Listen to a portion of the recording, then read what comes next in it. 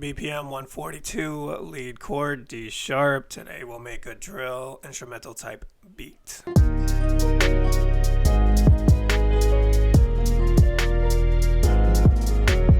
Scuba gear on, I'm diving in. Alright, to be honest guys, I'm in a production rut. I've been trying to play some keys, trying to get some percussion going that will spark some interest. Nothing's happening, so I deep dived into some samples here. Got some loops from Rosa Africa sample pack. Shout out to them because it's definitely keeping me inspired here. So this is more of an arrangement and mix type video, but also if you use samples, no worries about that. No judgment from here, as I do as well. I think it's a great way to fill in some voids if you have a production rut like I do, or if you just like to use them, definitely. I'll show you how I kind of just went about it here with this. It's got a lead guitar.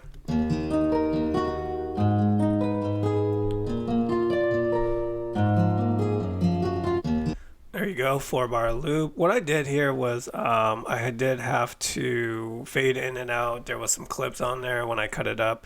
So definitely you just want to keep it smooth there on your intro and outro of the 4-bar loop. And then from there is also a, let's go with the piano here that adds to it.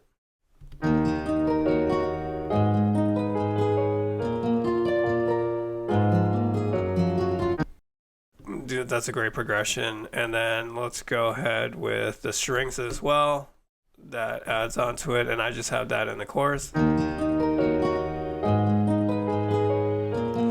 can barely hear it, guys. When I add on like the compressor and everything, you'll definitely be able to hear it. But let's add on the kick here.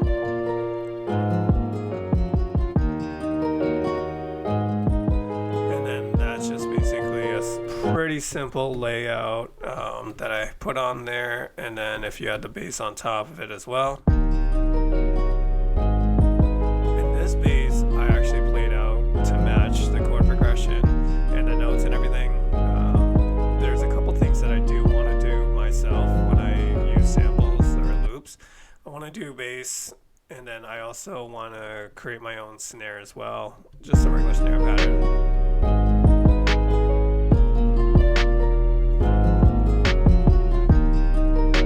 And then the hi-hats, I don't usually use the hi-hats that come with sample loops, but I did here, and I really like how they sound.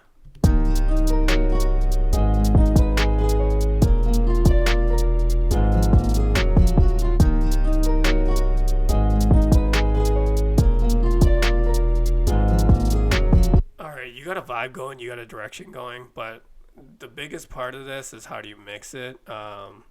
I'm not gonna lie, a lot of times when I work with samples, loops, the sound quality isn't the best, but I don't think it's supposed to be either, because then it leaves a lot of opportunity for you to mix it and for you to go into the direction where you want to go with it.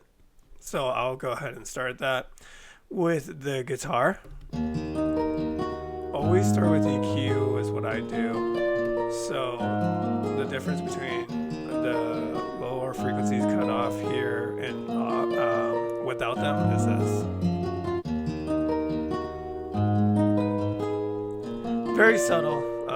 If you watch my other videos, or pretty much every good mix engineer's videos, they'll do the same. Very subtle situations here, but let's see what this R comp is doing from waves here.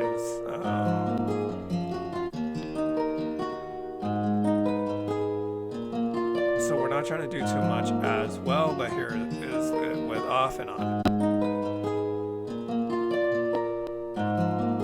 Just getting a little bit more out of the signal here. Definitely taking off some of those top transients here. Also, what I always like to do is put on the clarity VX. If I tend to hear some background noise in the sample, so that's with it on. And then that's with it off right there.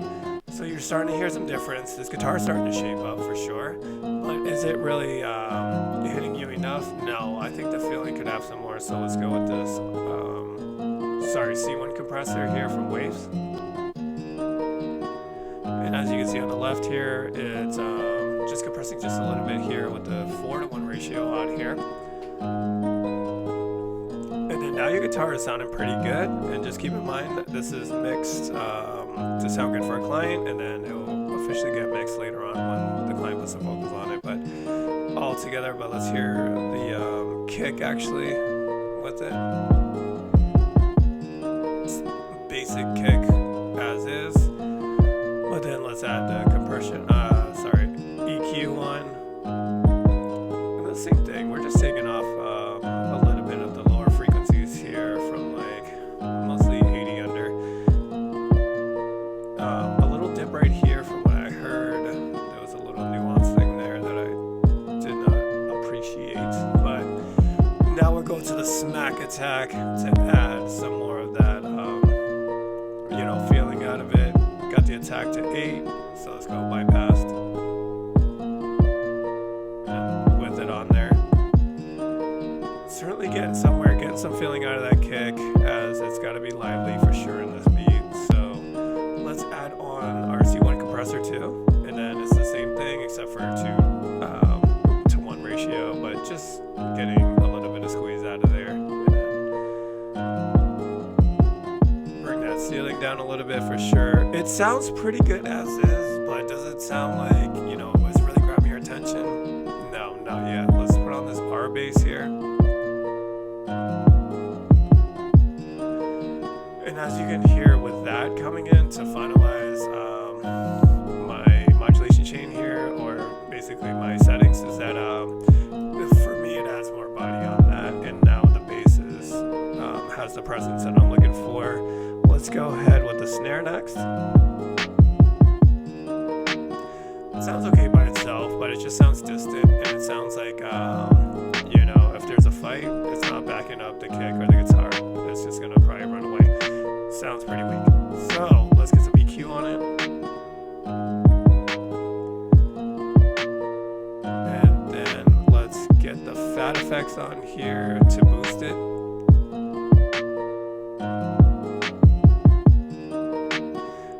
Big difference? No, not yet, but that's what you're doing. You're building. So let's go to smack attack next, and this is gonna do quite a bit here. And I got this on 37, and then I got the sustain negative 30. You can hear it off. And then this is what it's on. And the last thing to bring out this snare to have more presence on it is our V comp. That's what's doing the most, to be honest. As you can see here from the meter going to -6, is that it's bringing out the most for the presence for me on that. So now we're getting a good direction, and now we're definitely have things to work with. Let's go ahead with the at here.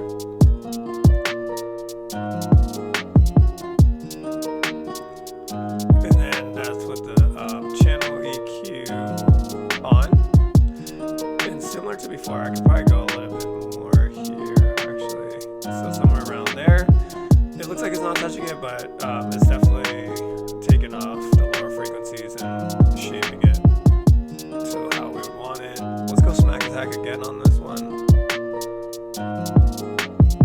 That's with it off. And that's with it on. Making some subtle changes. Go ahead with the V comp again. I guess I was just V comped out when I made this, but it's definitely going to bring out some more of that presence as well. We're definitely getting the shape that we want, the sound that we want out of this. Let's go ahead with a doubler, because that's what I like to do with drill and trap type beats, to be honest. I do like it to get spread left and right here with stereo feel. Alright, so now that you have that, let's just get a true verb on there. And that one you can hear more than I usually like, to be honest, but it has that effect that I was going for. And with this genre, I think it definitely works, so this is bypassed. And that's with it on. And then now you got some good percussion going.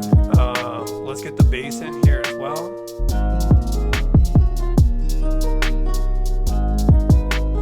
And that's the bass that I played out to match the chord progression, the notes here. Let's take off some of that low end for sure, and let's tame some of these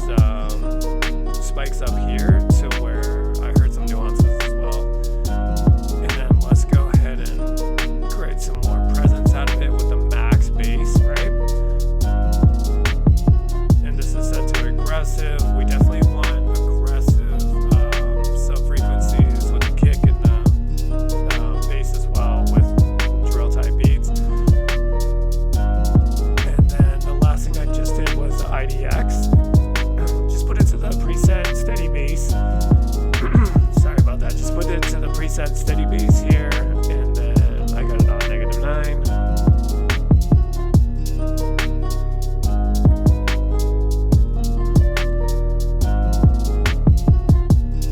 Okay, so now you're rolling for sure. You got your percussion all going, but is there anything else that you can add to it? Well, we already had the piano in there, so let's hear how that sounds. Very distant, right? So let's bring that out for sure and make sure it matches what we're trying to go for. So I got slopes on the left, and then I got this cut on the high frequencies as well, because without it, it does make a difference. I'll actually just solve that by itself. I'll take the percussion out from now on. So then from here, actually I'll take the guitar out too, and then let's go with the R compressor here. The good old R cop for sure, got it on piano. That's making a pretty sizable difference. Alright, let's go ahead with our Clarity VX as well, because it's another loop sample that I got here in the same package. So if you hear that, right, when it's taking out that background noise, what happens a lot with this plugin is it also tames the whole signal and brings it down a little bit. Do you want that? Yes, you do want the background noise out, but you also want to bring it back in. So let's go ahead with, actually let me close that out, and let's go ahead with the GW piano here to bring in some more output, but also bring in some more presence, to bring in some, to get the sound that we really want. So do I have reverb on this? I don't. I've been trying to go with a different effect, a different sound with those plugins there, and the way you're shaping it there. So that's them two together. And then I wanted that piano to be a little bit further back from the guitar, because the guitar is the lead. I want that to be up front. That's a supporting melody in the back there with the piano. But do we have strings? We got some strings. That's wicked far back, guys. It's wicked low until I start to put on the plugins and everything. So I apologize if you can't hear it on what you're listening to, but you'll hear it soon. Let's EQ this for sure in similar fashion. I kind of wanted to boost the 300 to like 500-ish, right around there, because it had some of the warmth on the body that I wanted to hear. So let's go ahead with our true verb, and then we're gonna add some room to it, which puts it a little bit further behind the other instruments. But also what you're gonna do here is you're gonna have that reverb effect, and then you're gonna bring some of it back. And then with the V-comp, since I'm on this V-comp, flayed here with this beat, is that's where you're gonna hear the most of it. So that's with it off.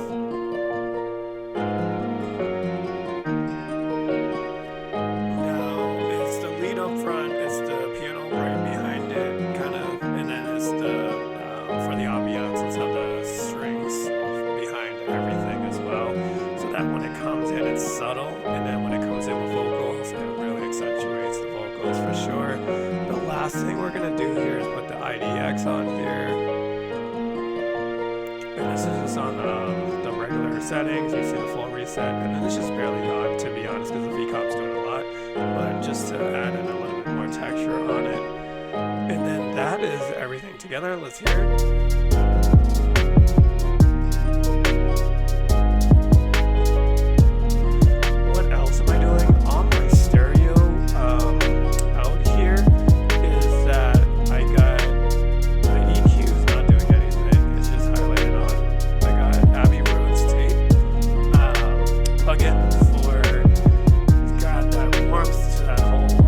Stereo out channel, everything going into it, and then it's just set on 811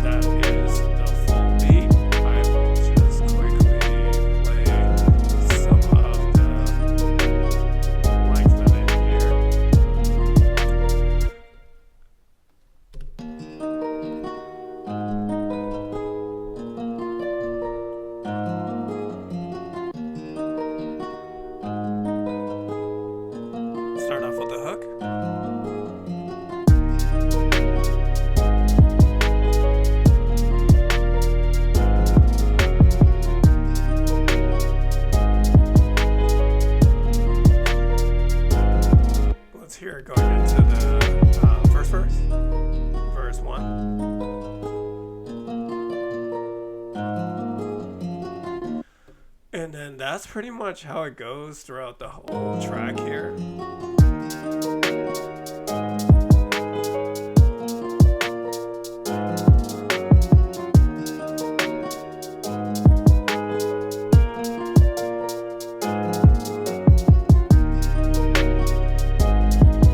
Right, as it's set up, arranged for a template for somebody to just write to it real quick, or not, and then go ahead and lay their vocals, and then it'll get fully mixed down all together as a full track. But the outro does have some automation on it, and it's just a basic fade out.